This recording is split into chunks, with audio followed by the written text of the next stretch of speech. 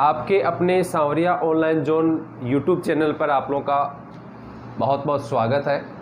अपने NCERT syllabus की 11th class की अपनी फिजिक्स चल रही थी, उसमें अपन ने थोड़ा सा इसके बारे में पढ़ लिया था। अपने जो लास्ट वीडियो आया था उस वीडियो में विज्ञान जो आप लोगों के पास में एक शब्द है जो कहाँ से आया आप लोगों को मैंने बता दिया। सेंटिया शब्द है जो लैटिन भाषा का एक शब्द है सेंटिया, जिसका अर्थ होता है जानना। सेंटिया से आप लोगों के बना साइंस जो अपने अंग्रेजी भाषा का शब्द है, उससे बने आप लोगों के विज्ञान शब्द जो संस्कृत भाषा का शब्द है। फिर इसके बाद में आप लोगों के पास में आया भौतिक विज्ञान। अगला आप लोगों के पास में क्या है, भौतिक विज्ञान, या हम लोग इसको बोल सकते हैं भौतिक शास्त्र या भौतिकी। भौतिकी आप लोगों के फ्यूसियस शब्द से आया। अपने पास में एक शब्द है फ्यूसियस। इस फ्यूसियस शब्द का अर्थ होता है प्रकृति। ये जो फ्यूसियस शब्द है ये आप लोगों के ग्रीक भाषा का शब्द है और इस फ्यूसियस का अर्थ मैंने आप लोगों को बताया प्रकृति होता है। इस फ्यूसियस से बना फिजिक्स जो अंग्रेजी भाषा का शब्द है, ठीक है, और इसी से बना आप लोगों के भौतिकी जो अपनी संस्कृत भाषा का शब्द है। इनकी यदि आप लोग परिभाषा देखो तो विज्ञान की परिभाषा क्या होती है। हम लोग यदि किसी प्रकृति के बारे में या अपन मान सकते हैं कि किसी घटना के बारे में अपन सुव्यवस्थित अध्ययन करते हैं तो वो विज्ञान में आता है। लेकिन यदि हम लोग फिजिक्स की भौतिकी की परिभाषा देखें तो हमारे पास में परिवेश में जितनी भी घटनाएं होती हैं, जितनी भी एक्टिविटी होती हैं, उनकी नियमों या बोल सकते हैं आप लोग तथ्यों के आधार पर क्रमबद्ध तरीके से यदि अध्ययन किया जाता है तो वो आप लोगों के आता है भौतिकी में। फिर अपन आगे देखते हैं तो आप लोगों के पास में मैंने आप लोगों को बताया जो भौतिकी है, इस भौतिकी में हम लोग देखते हैं कि हमारे पास में एक भौतिकी चेतना, अपने पास में एक टॉपिक आया था जिसका मतलब होता है इसमें जागरूकता। आप लोगों के भौतिकी में किस प्रकार से जागरूकता बढ़ती है, क्यों बढ़ती है, इसका कारण क्या है, क्योंकि इसमें नए नए आविष्कार होते हैं। और आज अपन ये देखें कि जो अपनी युवा पीढ़ी आ रही है उसमें जिज्ञासा बहुत ज़्यादा होती है और जिज्ञासा अधिक होने की वजह से इंटरेस्टिंग टॉपिक ये बन जाता है। इसमें आप लोगों के जितने अपने नए नए आविष्कार होते हैं, नई मशीनरी बनती है, नए उपकरण बनाए जाते हैं और नए तथ्य और नए मॉडल इसमें प्रस्तुत किए जाते हैं, तो उनमें इंटरेस्ट धीरे धीरे बढ़ जाता है। और इसी में आप लोगों के आता है, मैंने आप लोगों को बताया वैज्ञानिक विधि। वैज्ञानिक विधि में मैंने 5 पॉइंट आप लोगों को बताए हैं। पहला पॉइंट आप लोगों के पास में है प्रेक्षण। दूसरा अपन प्रेक्षण लेते हैं, दूसरा उसकी गुणात्मकता का अपन परीक्षण करते हैं, उसके बाद में अपन मॉडल उसका बनाते हैं और मॉडल के बाद में हम लोग उसका सत्यापन करते हैं, परीक्षण करते हैं और परीक्षण के पश्चात आप लोग एक सिद्धांत प्रस्तुत करते हैं। तो इस प्रकार से आप लोग के 5 पॉइंट आए थे। इन 5 पॉइंटों की यदि अपन बात करें तो ये 5 पॉइंट अपने लिए वैज्ञानिक विधि को प्रस्तुत करने के चरण हैं, अलग अलग आप लोगों के स्टेप हैं।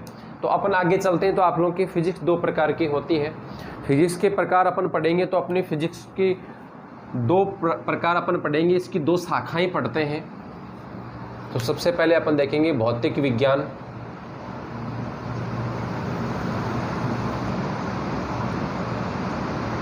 की शाखाएं,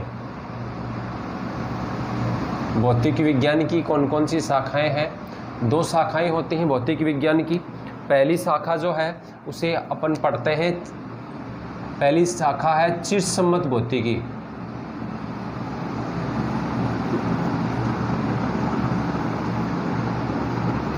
कौन सी होती है पहली शाखा? चिरसम्मत भौतिकी। इसको इंग्लिश में बोला जाता है क्लासिकल फिजिक्स। फिर दूसरा आप लोगों के पास में है आधुनिक भौतिकी।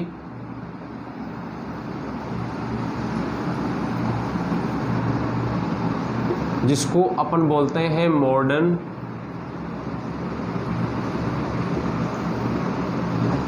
या आप लोगों के पास में चिरसम्मत भौतिकी होती है। इस चिरसम्मत भौतिकी में और आधुनिक भौतिकी में थोड़ा सा फर्क होता है। इसमें तो अपन जो बड़ी घटनाएं होती हैं जिनको आप लोग बोलते हैं स्थूल घटनाओं का अपन अध्ययन करते हैं, और इसमें जो होता है वो सूक्ष्म घटनाओं का अध्ययन किया जाता है। ठीक है, जिसको अपन यहाँ डिटेल से पढ़ते हैं। इनकी सब ब्रांच और होती है, उपशाखाएं और होती हैं, जिनको अपन यहाँ पे देखेंगे। सबसे पहले आप लोग के है चिरसम्मत भौतिकी। किसे कहते हैं चिरसम्मत भौतिकी? आप लोग के जो क्लासिकल फिजिक्स है, वो क्लासिकल फिजिक्स कौन सी होती है उसके बारे में थोड़ा सा देख लेते हैं। इसमें सबसे पहले अपन बात करते हैं तो आप लोग के जो क्लासिकल फिजिक्स होती है, क्लासिकल फिजिक्स वो फिजिक्स होती है जिसमें अपन स्थूल घटनाओं का अध्ययन करते हैं।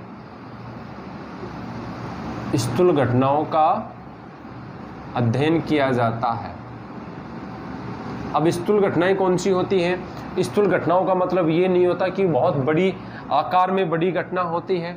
इसका मतलब होता है हम लोग इनको नग्न आंखों से देख सकते हैं।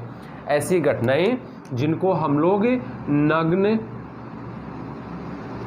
आंखों से देखा जा सकता है।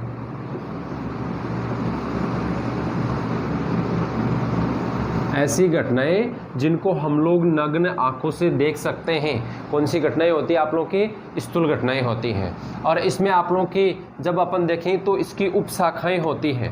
जो आप लोग के पास में चिरसम्मत भौतिकी है, इसकी उपशाखा होती है उपशाखाएं। उपशाखाओं के बारे में अपन पढ़ें तो सबसे पहले आप लोगों के पास में आती है यांत्रिकी। पहली उपशाखा कौन सी होगी? यांत्रिकी, मैकेनिक्स होती है। देखो सबसे पता चलता है मैकेनिक्स का मतलब होता है इसमें यंत्रगत अध्ययन किया जाता है। हमारे पास में जितनी मशीनरी है, पहले के समय में अपन देखा करते थे कि पहले के समय में यदि किसी प्रकार की कोई क्रियाएं की जाती या किसी प्रकार की कोई एक्टिविटी अपन करते थे, कोई घटनाएं अगर होती तो वो सब अपन मेहनत से किया करते थे। पहले के समय में कृषि मान लो, चाहे आप लोग के किसी प्रकार की कोई गति मान लो, अपन ये देखते थे कि लोग पैदल जाया करते, अपनी मेहनत किया करते थे। शारीरिक मेहनत पहले बहुत ज़्यादा होती थी, लेकिन धीरे धीरे अपन ये देखते हैं कि अपने भोजन में भी यूरिया का उपयोग होता है। यूरिया जैसे जैसे बढ़ता गया वैसे वैसे अपने काम करने की क्षमता धीरे धीरे कम हो गई, और जैसे काम करने की क्षमता कम हुई वैसे वैसे अपनी टेक्नोलॉजी धीरे धीरे बढ़ गई। और टेक्नोलॉजी के बढ़ने के साथ में मनुष्य जीवन जो है वो बहुत धीरे धीरे आलसी होता गया, और आज के समय में ऐसी स्थिति बन गई कि मनुष्य जीवन मशीन पर डिपेंड हो गया। आज यदि अपन देखें कि अपने घर पे यदि लाइट नहीं आती है तो लगभग काम अटक जाते हैं। पहले के समय में ऐसे एक्टिविटी नहीं हुआ करती थी, लाइट का बहुत ही कम उपयोग था। पहली बात तो लाइट थी नहीं, इसीलिए शारीरिक मेहनत बहुत ज़्यादा किया करते थे। आजकल लाइट हो गई, प्रत्येक जो आप लोग देखते हैं प्रत्येक काम जो है वो मशीनरी के द्वारा किया जाता है, उपकरण के द्वारा किया जाता है। यहाँ तक कि यदि अपन टीवी को बंद करते हैं उसके लिए भी अपन रिमोट ही काम में लेते हैं, उठ के टीवी बंद नहीं किया जाता। तो ये जो अपनी स्थिति बनती है ये धीरे धीरे यांत्रिक पद्धति अपनी काम में आती है। नई नई टेक्नोलॉजी आप लोगों की बढ़ गई।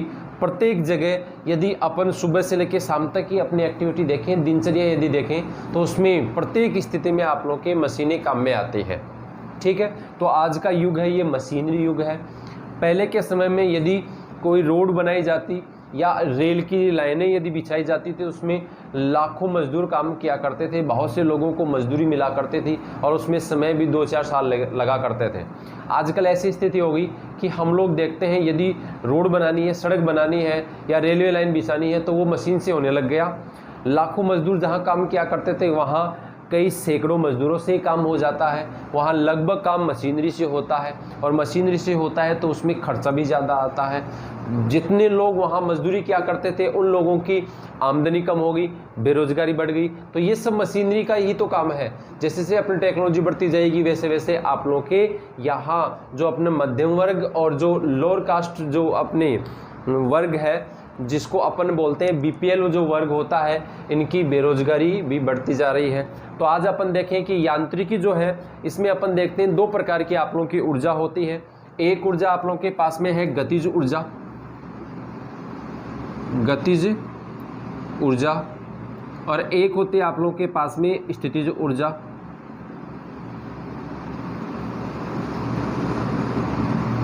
वैसे तो आगे आप लोग पढ़ेंगे, अभी तक आप लोग के ये मान लो फर्स्ट पड़ाव है। आप लोग के फिजिक्स एक नई चीज़ है, आप लोग इसको बारीकी से पढ़ते हुए चलेंगे। अपन ये मानते हैं कि एक शब्द मैंने यहाँ लिखा है ऊर्जा। ऊर्जा आप लोग सब जानते हैं, ऊर्जा की परिभाषा आप लोगों ने 10th क्लास में पढ़ी होगी। ऊर्जा ना तो नष्ट होती है ना ही कभी उत्पन्न की जाती है। लेकिन इसके पहले मैंने एक शब्द लगा दिया गतिज ऊर्जा। इससे क्या स्पष्ट होता है, मतलब ये किसके कारण उत्पन्न होती है, गतिशील अवस्था के कारण। किसके कारण उत्पन्न होती है, गतिशील अवस्था के कारण। मतलब ये किसके कारण उत्पन्न होगी, गति के कारण। यदि कोई भी पिंड या वस्तु गति करता है तभी ये गतिज ऊर्जा उत्पन्न होती है। फिर अब अपन यदि बात करें स्थितिज ऊर्जा की, तो ये स्थिति के कारण है। मतलब स्थिर जो अवस्था है, स्थिर अवस्था से जो हमें ऊर्जा प्राप्त होती है या ऊर्जा हमें यहाँ संचित होती है या जो ऊर्जा क्रिएट होती है, वो आप लोगों के पास में स्थितिज ऊर्जा होती है। ठीक है, यदि आप लोग इन दोनों का योग देखते हैं, देखो अपने पास में गतिज ऊर्जा और स्थिर ऊर्जा दोनों एक साथ चलती है। गतिज ऊर्जा और स्थिर ऊर्जा दोनों को अपन बैलेंस करके चलते हैं। जैसे अपने जीवन में सुख और दुख, कभी यदि आप लोगों के दुख बढ़ जाता है तो सुख कम हो जाता है, सुख बढ़ जाता है तो दुख घट जाता है। तो आप लोगों के जिस प्रकार से सुख और दुख का बैलेंस चलता है, वैसे आप लोग के यहाँ पे गतिज ऊर्जा और स्थिर ऊर्जा दोनों का बैलेंस चलता है। हमारे पास में यहाँ एक स्थिति बनती है कि गतिज ऊर्जा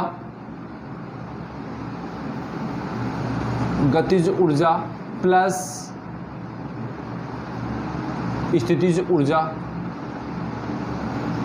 बराबर यांत्रिक ऊर्जा।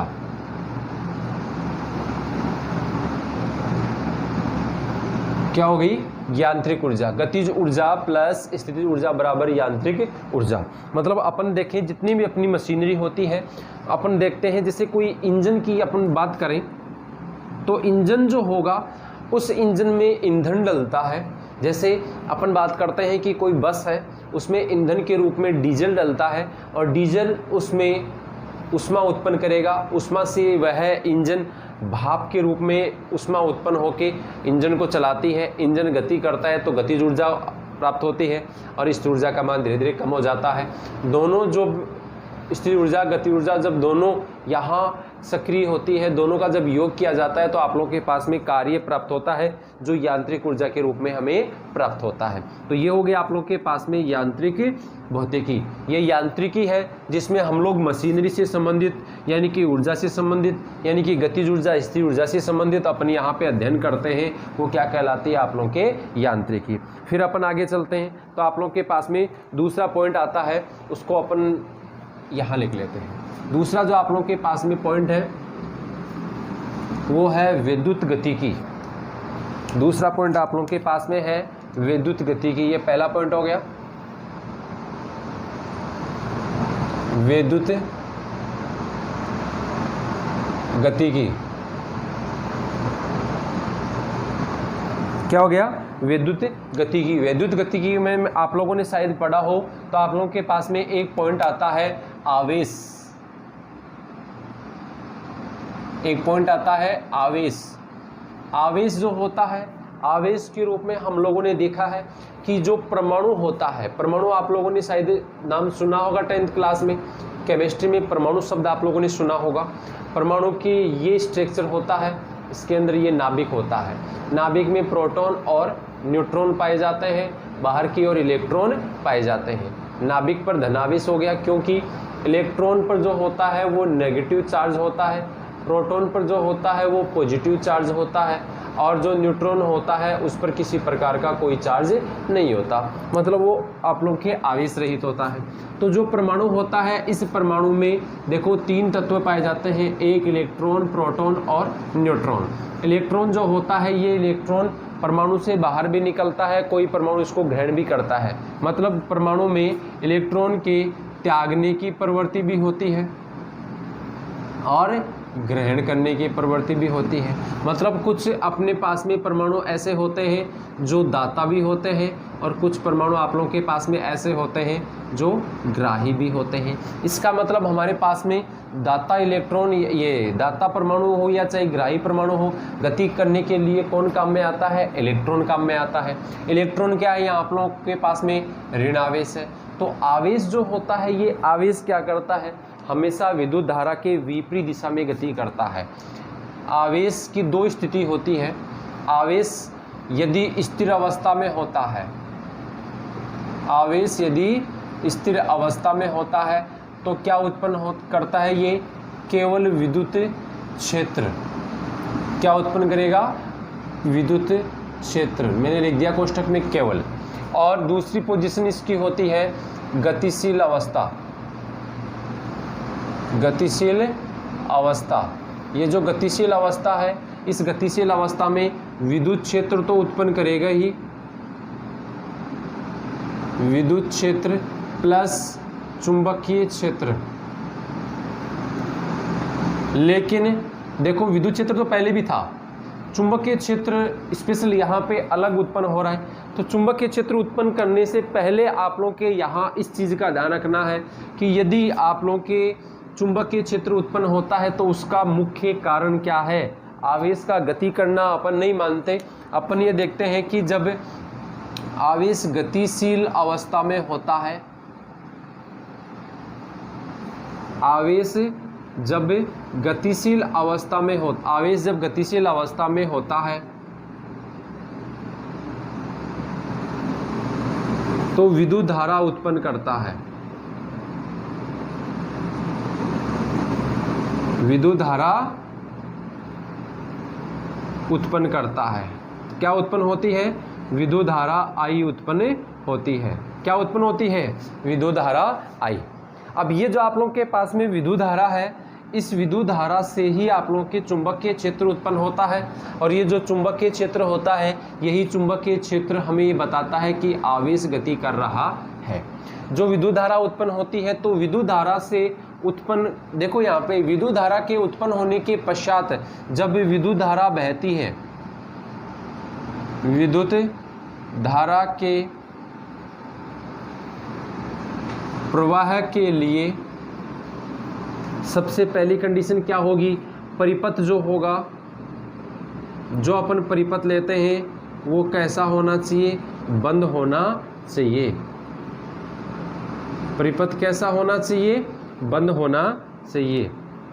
तो परिपथ का जब बंद परिपथ होगा तभी विद्युत धारा प्रवाहित होगी। और फिर अपन बात करते हैं, जब विद्युत धारा प्रवाहित होती है तो विद्युत धारा के प्रवाहित होने से एक प्रभाव उत्पन्न होता है जिसे चुंबकीय प्रभाव कहते हैं। क्या कहते हैं? चुंबकीय प्रभाव।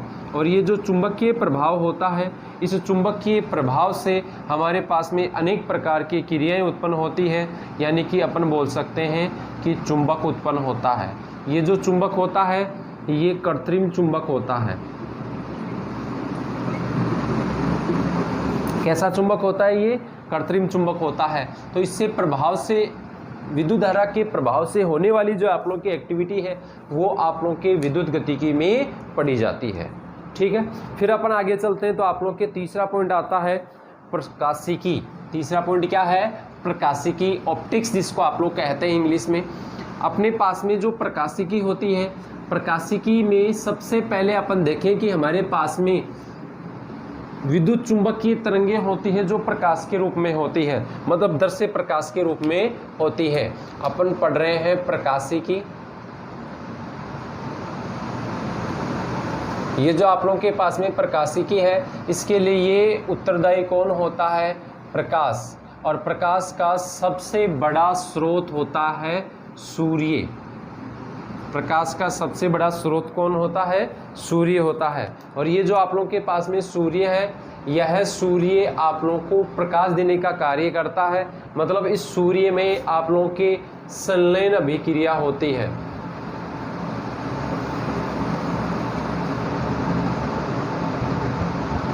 आप लोगों ने शायद पढ़ा हो तो आप लोगों के पास में दो प्रकार की विखंडन अभिक्रियाएं, आप लोगों के पास में एक विखंडन अभिक्रिया और एक आप लोगों की संलयन अभिक्रिया हो रही थी।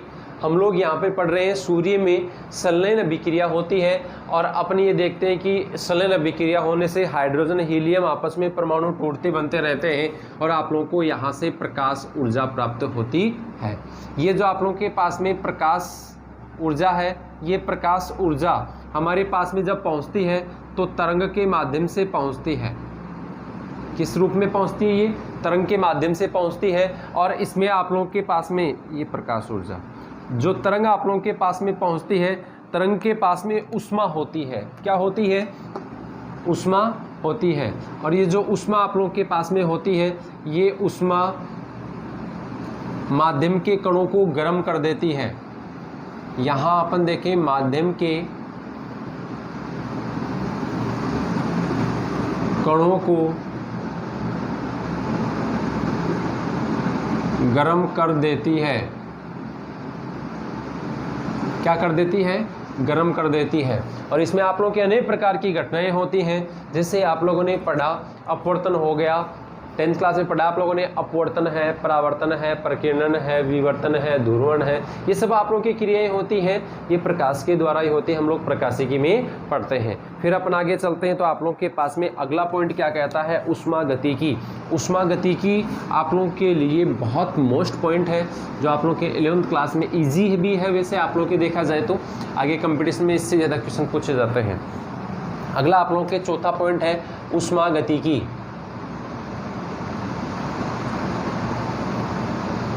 थर्मोडायनामिक्स।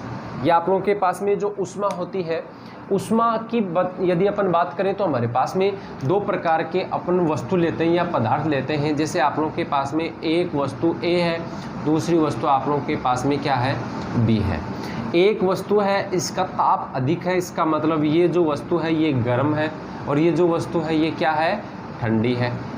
दो प्रकार की आप लोगों की वस्तुएं हैं, एक वस्तु गर्म है और एक वस्तु ठंडी है। यदि हम लोग बात करें कि जब इन दोनों वस्तुओं को परस्पर आप लोग संपर्क में लाते हैं तो गर्म वस्तु से ताप निकलकर कहाँ जाता है? ठंडी वस्तु की ओर ऊष्मा जाती है। ऊष्मा गर्म वस्तु से ठंडी वस्तु की ओर जाती है। इसका मतलब इसके ताप का मान है वो क्या है? उच्च है, ताप उच्च है। और यहाँ आप लोगों के जो ताप है वो क्या है? निम्न ताप है। ठीक है, ये आप लोगों के पास में हो गया उच्च ताप। तो उच्च ताप से निम्न ताप की ओर ऊष्मा गति करती है, और ऊष्मा की गति करने से अनेक प्रकार के प्रभाव उत्पन्न होते हैं, जिसको हम लोग ऊष्मागतिकी में पढ़ते हैं। तो ये हो गया आप लोगों के चिरसम्मत भौतिकी, यानी कि क्लासिकल फिजिक्स के 4 आप लोगों के अलग अलग भाग है, जिसको आप लोग सब ब्रांच कहते हैं। आप लोगों की चिरसम्मत भौतिकी जो ब्रांच है, इसकी उप शाखाएं आप लोगों के पास में है। ठीक है, चलो तो अपने इस वीडियो में आज अपन ने अपनी फिजिक्स की जो ब्रांच है चिरसम्मत भौतिकी, क्लासिकल फिजिक्स जो है, उसके बारे में अपन ने यहाँ स्टडी की है। अगले वीडियो में अपन मॉडर्न फिजिक्स के बारे में देखेंगे। तो आज का वीडियो इतना ही, धन्यवाद।